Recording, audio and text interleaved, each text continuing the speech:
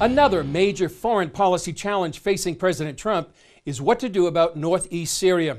In December, he announced the pullout of all U.S. troops from the area. Since then, he's revised his decision to allow 400 U.S. peacekeepers in the region. But recently, Russia and Syria demanded the U.S. leave northeast Syria altogether. Here's a story we did from the region several weeks ago. We heard from many Christians who warned of a possible genocide if the U.S. pulls out. Just a few years ago, ISIS left a scar on the land in the form of an historic genocide. Now Christians fear another potential apocalypse with enemies all around them. Turkey is the main concern.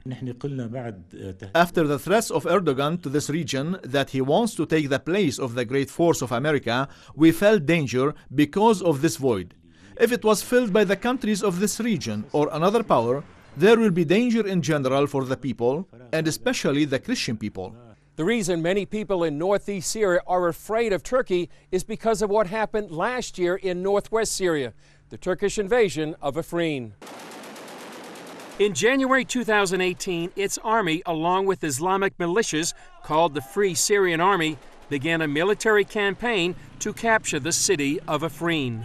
Charmaine Heading of the Shai Fund lays out the Turks' goals. We know from what the statements that they've made that they want to get rid of the people in this area and bring in other people from Syria. So it's a population displacement. To find out more about the Afrin campaign, we traveled here to the city of Kobani and this evangelical church.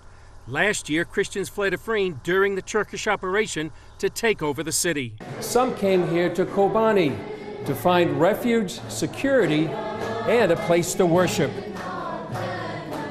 Zani pastors this church. He and his wife Shinar fled Afrin. Everything in the church has been stolen. It's the terrorists' very natural behavior, and they burned the church. Islamic soldiers allied with Turkey killed her cousin's child. There were a group of people with weapons that entered our neighborhood and they were stealing. So my cousin went out and asked them, "What are you doing?" So the man with weapons attacked my cousin's house and shot and killed his son. Turkish President Erdogan has threatened a similar campaign into northeast Syria.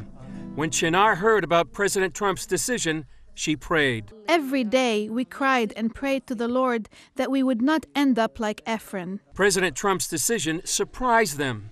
We love the American president a lot. I have said that he is a believer and that he prays. And so I was surprised. Why did President Trump do this? That he immediately wants to withdraw the forces from here. Is it possible that he was not considering the church, or that he doesn't know that there are believers here? In all, there's about 100,000 Christians in northeast Syria, most fearful of genocide. President Trump slowed down his timetable to pull out U.S. troops. But for Christians here, they're hoping and praying for much more than that.